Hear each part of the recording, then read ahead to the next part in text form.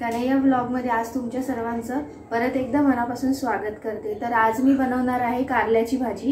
ही recipe actually माझ्या सासूची आहे। तर चला तर बघूया रेसिपीसाठी लागणारं साहित्य काय आहे ते। सर्वात प्रथम मी हे वाटण घेतलं। या वाटणामध्ये आहे खोबरं, लसूण, कांदा, टोमॅटो, आलं आणि कोथिंबीर ह्याचं वाटण घेतलेलं आहे। लिंबू घेतलाय अर्धा मी, नंतर हळद घेतली आहे, लाल मिरची पावडर घेतली आहे, गरम मसाला घेतलाय, हिंग घेतलाय, तेल आहे, जिरा आहे, गार्निशिंगसाठी कोथिंबीर घेतली आणि थोडीशी साखर घेतली आणि हे 3 कारली घेतलेत मी।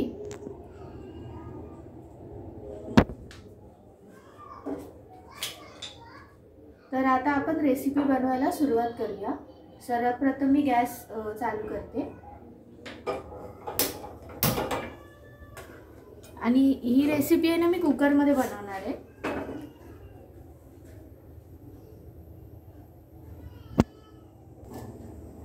आता सर्वात पहिला आपण तेल टाकून घेऊया कुकर मध्ये।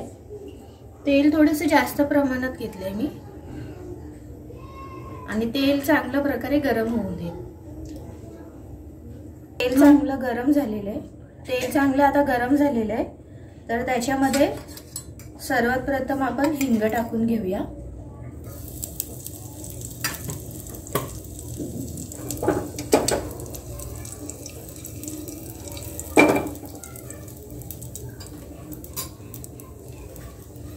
त्यानंतर जिरं टाकूया।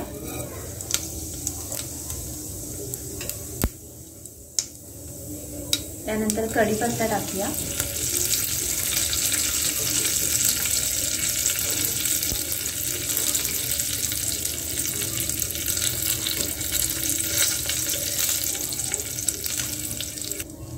आता आपण हे वाटण टाकूया।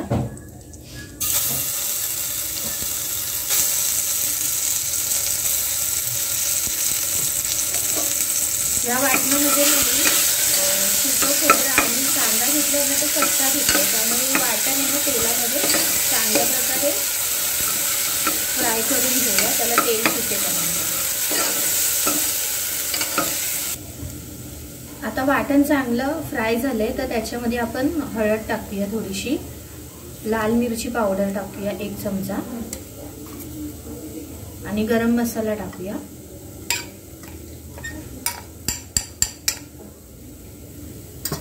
आणि हे सुद्धा चांगलं मिक्स करून घेऊया या वाटणामध्ये।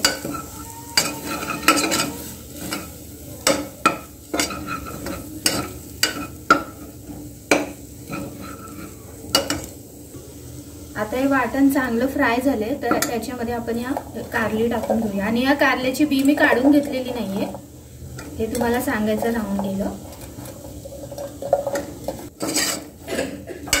आता हे चांगल्या प्रकारे मिक्स होऊन द्या।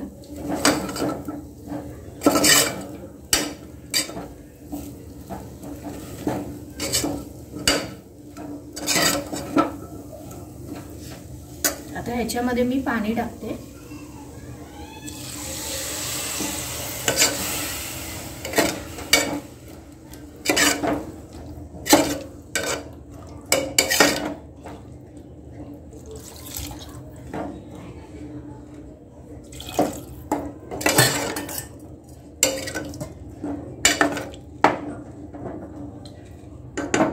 मला भाजी थोडीशी रश्याची करायची, कारण ती भाकरी बरोबर खायची, त्यामुळे मी याच्यामध्ये थोडंसं जास्त पाणी टाकते।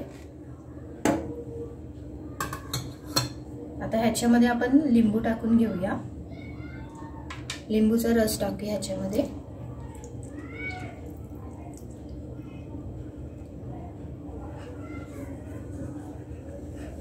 आणि थोडीशी साखर टाकूया, जेणेकरून कारल्याचा जो कडवटपणा आहे तो थोडासा कमी होईल।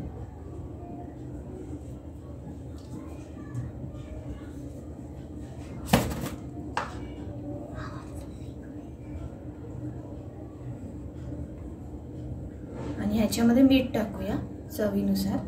मीठ मी जेवणामध्ये थोडंसं कमीच टाकते।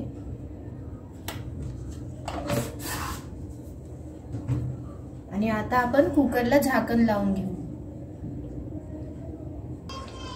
तुम्ही आता बघू शकता आपली भाजी तयार झाली आहे। आणि ही भाजी शिजण्यासाठी मी 4 शिट्या केल्या। तर गॅस आता मी बंद करते आणि आता एका प्लेटमध्ये भाजी काढून घेते। भाजी थोडीशी रश्याची ठेवली आहे मी, कारण ही भाकरी बरोबर खायची आहे त्यामुळे।